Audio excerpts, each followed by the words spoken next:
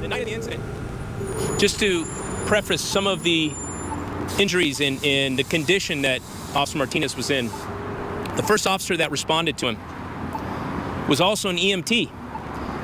And in his words, he thought he was dead.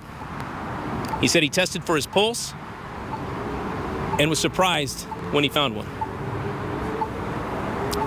From that moment, the care, the love, and the support that has been surrounding Officer Martinez, and by the grace of God, we're very grateful that he's going home today. He still has a very long road to recovery. His list of injuries has not lessened. I'll let Dr. Wentz come up here and talk about some of his injuries in just a moment. But I can't emphasize enough how important it is to all of us in the San Diego Police Department and to everybody in the public safety field to have care and professionalism like you get here with Sharp Hospital. I talked with Zach a little bit earlier, and I said, hey, we're going to be out here doing this press conference. Is there anything you'd like me to share? And he said the care that he received from the nurses and the doctors here at Sharp Hospital was nothing short of amazing.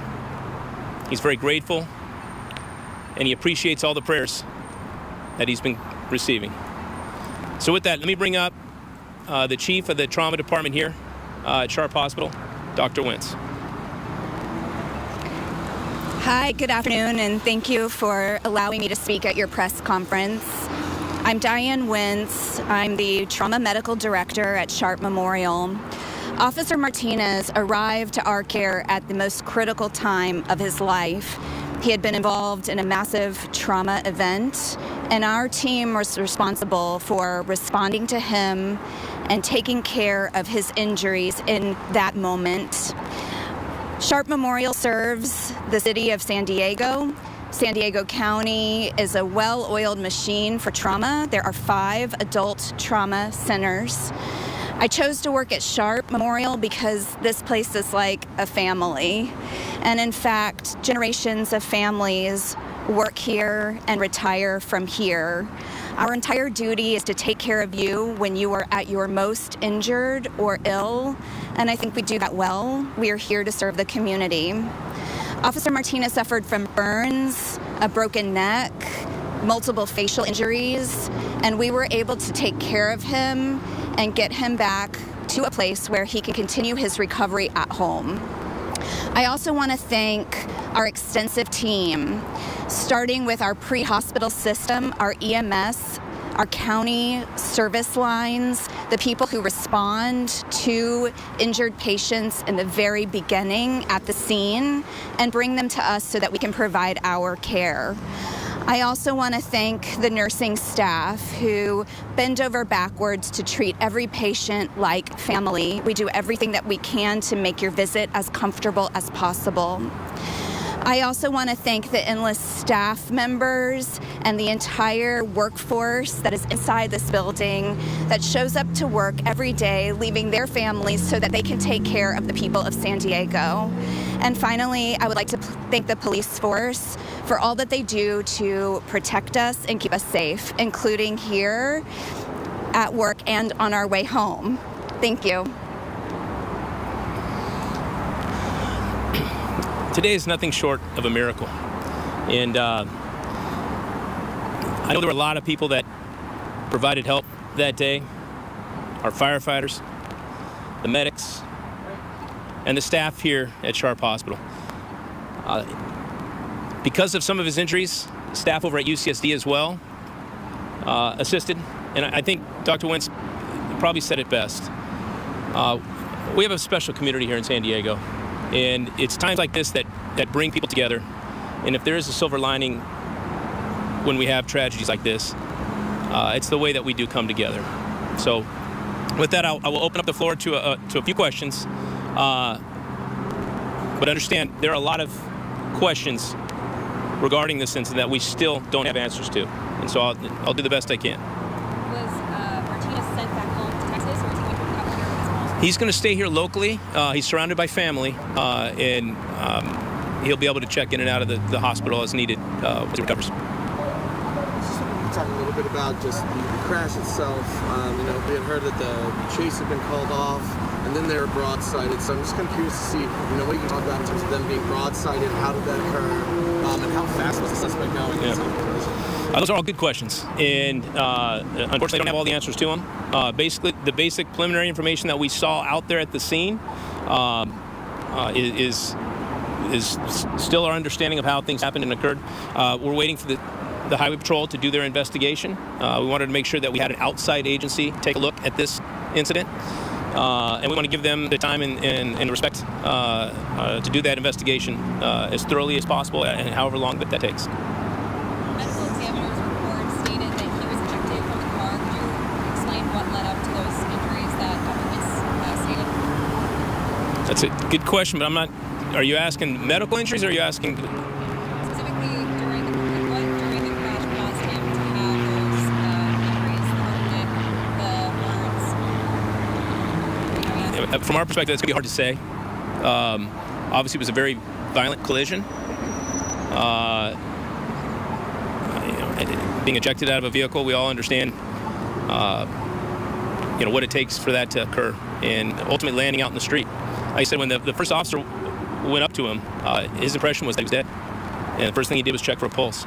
So the totality of those circumstances led to all those injuries that he's received. How long was the chase? And this is your first incident like this happening while on your watch, so to speak. You've been through this before. How is this kind of different, being in the rank and file versus now as chief, having to deal with something like this? Well, the duration of the attempt at a traffic stop, which turned into a very brief pursuit to the point of impact, is going to be very short. We're talking 20, 30 seconds. The exact time, I don't know. We'll wait for this investigation to conclude. But it was a very short duration.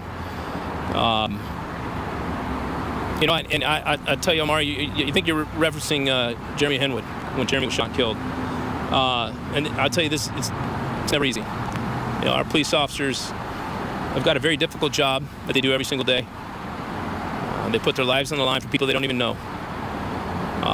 And the sacrifices that go on behind the scenes and the additional burdens that they carry during times like this, I tell you, I'm very inspired by the courageous work. Everybody's coming back, doing their job, being professional, protecting and serving.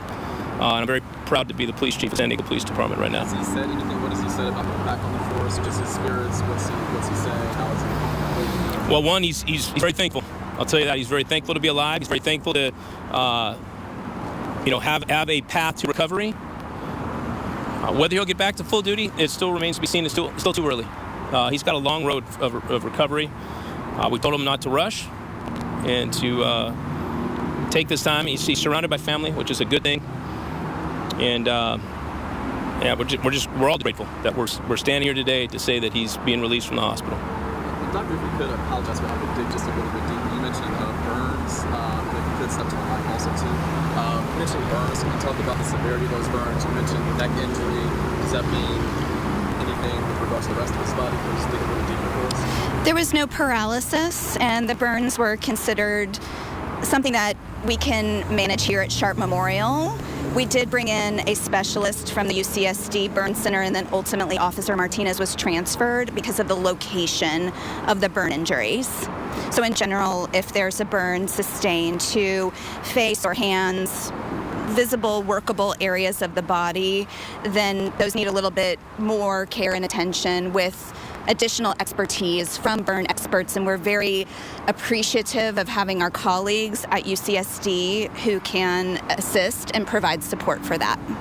Can you speak to maybe his strength at all in terms of this was a week ago, a lot of people were just thinking like, whoa, we didn't know. Can you speak about his strength and his recovery time? And is this amazing, miraculous, or is this normal? Bring in other patients who may have had similar conditions. I think anytime anyone is injured, it has a tremendous impact on their lives.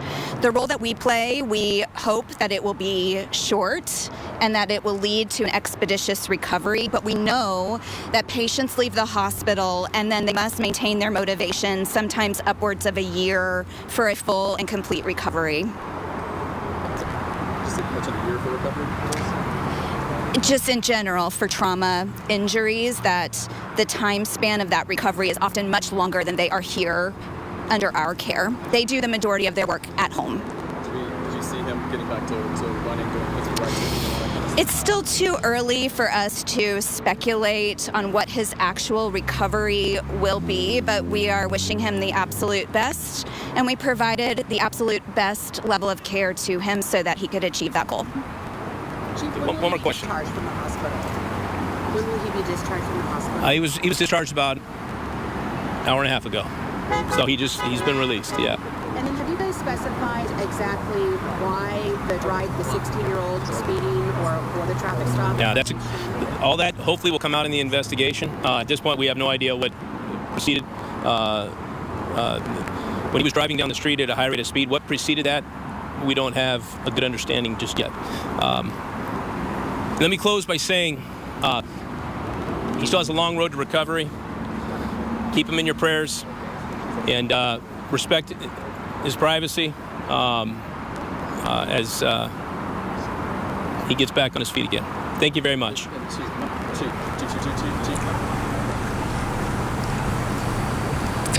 All right, you've been listening to San Diego Police Chief Scott Wall updating us on the officer who was critically injured last week during a crash following a pursuit. Officer Zachary Martinez going home today. He's been at Sharp Memorial ever since. Doctors did say during this press conference that he did have burns, but no paralysis. By the grace of God, we're very grateful that he's going home today. That's a direct quote from Wall. He says Martinez was ejected from the patrol car, and when responding officers found him, they initially thought that he didn't make it. Officer Martinez will stay here locally, surrounded by family during his recovery. Wall says that while they are still waiting on the CHP to complete their investigation into the incident, they will have more information in the coming days. And while Martinez survived, the other officer in that car, Austin Machitar, was killed, as well as the teenage suspect involved in the pursuit. That teenage suspect died at the scene. We will continue to update this story on later editions of ABC 10 News.